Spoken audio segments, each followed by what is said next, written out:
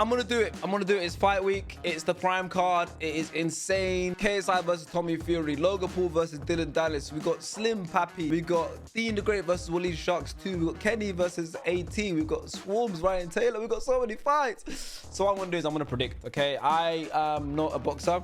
I am not a coach. I am not an expert. I am just Sharky. I'm going to predict what's going to happen on this card. I think that'll be cool. But I think this is the order the fights are going to happen in. So I'm going to predict it from bottom to up. All right, so the first fight of the night, judging by this tweet, is SX versus DTG. Two musicians. Now, we've seen DTG fight. I mean, I've seen him fight against Halal Ham. I think he lost that fight.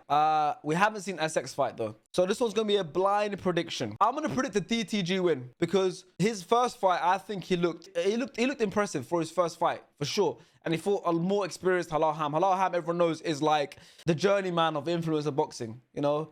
He's literally fought Salt Papi. He's fought Ashley Raksu. He's fought big guys. And DTG actually went toe-to-toe with him. And that was his first fight. And I expect DTG to be a lot better this time. And with a lot more confidence because he's done that ring walk. He's been in the ring and he's experienced fighting. Whereas SX hasn't. So I'm going to edge it to DTG for this fight. Second fight, we've got DeMoor versus Tempo Arts. Tempo Arts looked really impressive. I seen him fight in... I think it was the same night that Kenny fought Ashley. Was it Telford? I think Tempo fought in Telford, and he looked impressive. DeMoor, I genuinely think he might be one of the worst influencer boxers. This how he throws punches. He's a big guy. He's built. He's well built. He's a very good-looking man. That ain't it, y'all. Tempo Arts, he's a kid. I think he's like 18, 19, no older than 20. So I'm going for Mr. Tempo Arts. All right, next fight. This one's massive. This one's huge. This one's huge. There's beef here. It's a rematch. All right. It is Swarmz versus Ryan Taylor, the rematch. Let's talk about both fighters. Yeah, let's talk about both fighters here. Swarmz, we've seen him fight. KSI was his first fight. He took that fight on a few weeks' notice from never fighting, which was, you know, no one expected him to do anything. You know, so we ruled it out. Okay, he fought KSI on a few weeks' notice. I think his next fight was Ryan Taylor, and that fight was one punch, bang, on his retina. Ryan Taylor was gone. And Swarmz won that with one punch. It was a jab, perfect jab, right there above his eye. I was at that fight as well. What event was that? I don't know what event that was. That might have been Kenny versus... I base events based on Kenny's fights. I think that was Kenny versus Sensei. I think so. Swarmz beat Ryan Taylor with one punch. And then Swarmz went and fought the four-way fight. The four-man tag fight. No, he fought Deji. Lost to Deji, which I predicted that. I knew he was going to lose to Deji. Deji's a way more experienced fighter. And then he fought the four-man tag team fight. He didn't win that, but I think he might have. He came second. Let's say he came second. So Swarm's only win is against Ryan Taylor. Ryan Taylor has fought Slim and looked impressive because Slim couldn't take him out. And he's fought Swarmz, which didn't really have a fight. And also Ryan Taylor started fighting DK Money and he headbutted him. So these two have never really had a big win. You know, they've never had a big win. So this one's going to be big. And this one, there is beef. If you saw their face-to-face, I'm going to show you one scene. There's one scene here. Where's your kid that you've left? Where's your kid that you've left? Hey, these two have real genuine beef. So I'm going to have to make a prediction. I'm going to say Ryan Taylor wins this one. Only because he looks more like a boxer when he fights. Whereas Swarmz, I think, is a bit too twitchy. So if this fight doesn't end in a weird way where someone headbutts the other person or their teammates, their camp jumps into the ring and it becomes a brawl, which could very well happen because these two have beef. If it's a normal fight, I'm going to edge it to Ryan Taylor. By the way, we're going to come back to this after the event and I want to see how many I got right. So far, I've picked DTG, Tempo Arts, and Ryan Taylor, the right side of all of these fights. The B side of all of these fights. Next, we got Astrid Wett versus Alexia Grace. Obviously, Astrid Wett has fought before. We've seen her fight before. We've seen her win. Alexia Grace, I've never seen her fight. I don't even know what she does really. I have to try and start. What the f is your problem? So I don't know. I mean, this is the only fight where I'm gonna have to flip a coin and guess. Whereas Alexia looked like the taller girl and the bigger girl. And hey, that slam, that was no weak slam. She looked stronger. Alexia did look stronger. She looked bigger. So I'm going to edge it to Alexia Grace, even though I've never come across her content personally. But just off that, I'm going to edit to Alexia Grace. I'm sorry, Astrid. All right, next fight. We have a tag team fight. NichLMAO and Alex Wassabi versus Pineda and BDave. This one for me is a very easy one. I'm going for NichLMAO and Alex Wassabi. Pineda's decent. Pineda can fight. He's a pro boxer, obviously. BDave is tough, but these two guys are generally both individually good fighters. If Pineda stays in the ring most of the time, which I'm guessing will happen, and these two keep switching, they have a bit more of a chance. But I don't think Pineda will be good enough to beat both of them because they're going to keep being fresh and switching and being fresh and switching. So I am going for Nick and Alex Wassabi. I think that's the obvious choice. Okay, now we'll get into the point of the card where every fight becomes interesting. Every fight from now on looks interesting because now we have King Kenny's two sons. We have King Kenny's two sons fighting. Whindersson Nunes and my mate Nate. They both obviously fought on Kingpin. They were both part of the tournament and they both fell to Kenny. This one is a bit tough because with Nate, the only time I've seen him fight was the Kenny fight, obviously. And Kenny looked pretty comfortable against him and finished him in the second round. With Nunes, once again, with the Kenny fight, Kenny basically won every single round. I'm on the edge of today. Nate is the taller fighter. He's a bit more of a boxer's technique he fights with. You know, Whindersson is like more of like a eat the punch, bang, bang, body shot, bang. So I don't know. Maybe I'm waffling. Okay, it's time. King Kenny versus Anthony Taylor. No Trim Kenny versus Anthony Pretty Boy Taylor. This is pinned tweet, by the way. This is pinned tweet. If this is not accurate. And it's him in the middle with all of these Dragon Ball Z villains all coming for him. And he is the only one. That's his big tweet. You know, and that's his pinned tweet. Obviously, he is a good fighter. Obviously, there's no denying that. He's a good fighter. He's fought Tommy Fury. That's the first time I saw him fight. He fought Tommy Fury. Tommy Fury couldn't finish him. So Anthony Taylor is like the boogeyman, basically. Because for Kenny, if he beats Anthony Taylor, it pushes him up the power rankings. Obviously, I have a personal attachment to this fight. Kenny's fighting. Bates good member is fighting. And obviously, you're going to think I'm biased when I say this. But I genuinely, hand on heart, believe Kenny wins this fight. I'm not saying it's going to be easy. I'm not saying he's going to knock him out or he's going to destroy him or he's going to be a walk in the park. I'm not saying that. I'm not saying any of those things. All I'm saying is I, hand on heart, genuinely believe that King Kenny has the tools needed to beat Anthony Taylor. Kenny is one of the rangiest fighters in the scene. And I believe that Anthony Taylor is going to come out to try and impress this fight. Because Anthony Taylor is a boring fighter. Everyone knows that he's a boring fighter. He hugs. I don't know if he's missing some affection at home, but he hugs. But I think because he knows he's a boring fighter, he's going to try and entertain because he is an entertainer outside of the ring, but he's not as much an entertainer in the ring. So I think Anthony Taylor's going to come out a bit more of like trying to give Kenny a fight, which I think suits Kenny's game more because Kenny will be able to push him back with his jab, knock him back with his jab, knock him back with his jab.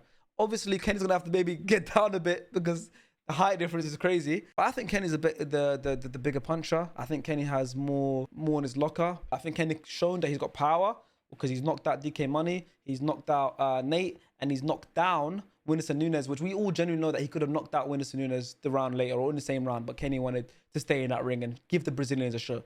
So I believe that Kenny will win this fight by an impressive decision. I think this fight will go decision. I'm going to give Anthony Taylor respect. I think Anthony Taylor is not someone that can get knocked out. I mean, have you seen the size of his neck and his head? It's huge. You can't knock that out. It's like he's just like super just stiff. I mean, if he does, incredible from Kenny. Like, I would love to see that. But I don't think he'll get knocked out. But I do think Kenny will dominate the fight so much so that he wins this fight pretty comfortably on the judges' scorecards. We have Deen the Great versus Walid Sharks rematch. This fight is a big one. I'm not gonna lie, this fight's a big one. I was in Texas when they fought the first time, and this fight was actually meant to be pretty low down in the card, like right at the beginning of the card. I don't know what happened. I completely forgot what the main event was. I remember that main event being called off. I think, it was Vitor Belfort versus, I think, Rahman. And then suddenly Deen versus Walid got pushed to the main event. Like from the bottom of the card to the main event. Genuinely, what a decision that was. What a decision that was from the Misfits team. Because that was fireworks. That was insane. That was till now, it's one of the best influence fights I've seen in my life. If I'm gonna be honest, Walid Sharks dominated that fight all the way throughout. There was a lot of like funniness happening. You know, they were kind of humping each other a lot when, or like grabbing each other and trying to entertain the crowd because they obviously knew they were main event. But Deen the Great completely caught a perfect punch, landed a perfect punch, which knocked down Walid. But when Walid got back up, he turned his back from the ref, and you don't do that in boxing. And Deen got the win. This time though, I think Walid's gonna win this one. You can't deny the better boxer. I think he's the better boxer. I think Deen might have the bigger heart. There's a lot of the time, the bigger heart wins the fight. KSI against Logan Paul, both fights. The first one being the draw and the second one being the win. Both of his results are because of his heart. So I'm going to go for Walid Sharks. I'm going to go for Walid Sharks to win by decision. I don't think he's going to knock him out. I think he wins by decision. So Papi versus Slim. Now this fight has been teased online and it finally is happening. You know, and I know King Kenny has an eye on this fight. Okay. I'm going to say this could be one of the best fights of the night. Both of them are exciting fighters. I think both of them glowed up since the last fight. Slim is looking fresh and clean with the new trim. Papi's looking trimmed. Everyone loves body transformations. Incredible, okay? Papi's getting a lot of love. Of course, deserved. But Gibbs did it first. Look at Gibbs' transformation. Gibbs not getting this kind of love that Papi's getting for his transformation. I don't know why, but Gibbs' transformation is just as impressive as Papi's. But obviously, Gibbs not in the discussion. I just wanted to point that out. Big credit to Papi for that transformation. It's obviously insane. But also, that could affect him in the fight. That could affect him because Slim knows his body, you know? Slim is Slim. Like, he's slender, he's tall, he's like awkward frame, you know? And he knows his body and he's fought with that frame every single time. Like, he's knocked people out in that body. And Papi is used to fighting with a bit more weight behind him. Now he's fighting a bit more different. His body's going to move different. And will that affect him? I don't know, but it really, really is an interesting question. So Papi's coming off a loss against Anthony Taylor. Slim is coming off not fighting for a long time and also coming off a win against Tom Zanetti, but it wasn't an impressive win. But in this fight, I'm going to edge it to Slim. I think Slim wins this fight, which makes it back-to-back losses for Salt Papi, which puts him in big trouble. Honestly, if he loses again, that puts him in big trouble because the Salt Papi hype train, I don't know if it was deserved because yes, Salt Papi came onto the scene, burst onto the scene like Big Micah Richards, Big Meeks, and looked impressive, of course. Like, technique-wise, Papi looks good. Like, he's there, he's bouncing, like he looked good. But need I say it, he only beat Josh Bruckner. We're not counting Halal Ham and Andy Warski. We can't count that. Because I always say that you have to look at the opponents. Yes, I'm going to bring up Kenny again because it's the only person I'm like personally attached to in the scene. But Kenny's first two fights, he got so much disrespected, so much hate because of the controversy behind the results, right? But Kenny's first two fights was against, at that point, a scary southpaw, 6'6" southpaw who has experience in fighting, albeit that was his debut, but he has an experience in fighting. And everyone knows you don't fight southpaws, especially in the first fight. So it was against a scary southpaw, and his second fight was against that scary southpaw's sensei, that scary southpaw's coach. So even harder fight. That was Kenny's first two fights, Temper and Sensei. But Kenny's first two fights were Temper and Sensei, and Kenny got stick afterwards. Oh, you rig fights, you're not a good fighter. He fought Temper and Sensei both fights and went toe-to-toe with both of them. He won the fight on the night against Temper. It got overturned, but regardless. So he lost the fight, but he had a very good fight on his first fight. Very impressive. He beat Sensei on the night. Whether it's you guys agree with the result or not, he was in the ring with Sensei. He fought him. He got wobbled. He stayed to the end of the fight and won the whole. Like, he ended up winning the fight and getting his hand raised. Whether you think he won or lost, two very impressive performances from Kenny in his first two fights. Salt Papi, on the other hand, fought Halal Ham, who obviously isn't the best. Like, he's good, but he's not the best. And he couldn't finish him. And he fought Andy Warski, which, let's be honest, I'd beat him. But then after those two fights, Salt Papi was being spoken about as the best fighter in the world. Make it make sense. So Halal Ham and Andy Warski, Temper and Sensei. It makes no sense to me. Absolutely no sense to me. But he did beat Josh Bruckner in a very impressive fashion. But then the next fight after that, he lost to Anthony Taylor. And also very impressive from Salt Papi for taking those two fights in a row and taking this fight as well. But I think he really needs this win because if he loses to Anthony Taylor, loses to Slim, and his only credible win against Josh Bruckner, who I think Bruckner was nervous that fight, it's not looking good for Papi. Generally not looking good for Papi. I like Papi. I think he's a great fighter. I think he's one of the scariest southpaws in the scene. He has one of the best techniques in the scene. But I'm edging this fight to Slim. I like the way Slim fights. I like the way he comes into fights. I like the fearlessness in Slim when I see him fight. So I'm going to go for Slim to beat Salt Papi And then we could get a Kenny versus Slim fight one day. I don't know, but that'll be really, really cool. Let's go into the two main events now. There's two main events here, okay? We've got Logan Paul versus Dillon Danis, and we've got KSI versus Tommy Fury. Obviously, everyone knows that Logan Paul should win this fight. He should. He's the better boxer, you know? Dillon Danis is a unbelievable jiu-jitsu artist. Unbelievable, right? But it's boxing. And Logan Paul has been doing boxing for longer.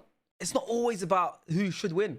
Sometimes things happen. I've seen crazier things happen. I am going for Logan Paul win, but imagine, just imagine. Imagine Dillon Danis gets it. Imagine he does it. Like, I kind of want to see it just to see what happens next. I have intel that Logan Paul is filming Impulsive directly after the fight. Like straight after the fight, he's going to his hotel and he's filming Impulsive. It's already gonna be set up. What happens if he loses? The man who has been going at his fiance, he's already won the online exchange and the mental battle. What happens if he loses to him? I don't know. I'm kind of here for it. I kind of want to see what happens next if Dillon wins. But everything tells me that Logan should win. I'm going to predict Logan to win because I want to get as many predictions correct as possible. So I'm not going to go for Dillon to win because maybe I want to see that happen more. But just imagine, huh? Just imagine. Now, it's time for the main event of the evening. Ladies and gentlemen, weighing in at 183 pounds, hailing from Manchester, England. He's a member of the Fury family. He is married to Molly Mayhew, and he has a child with her, which I forgot his or her name. It is Tommy Fury. And his opponent, hailing from Watford, England, he is the Nightmare KSI.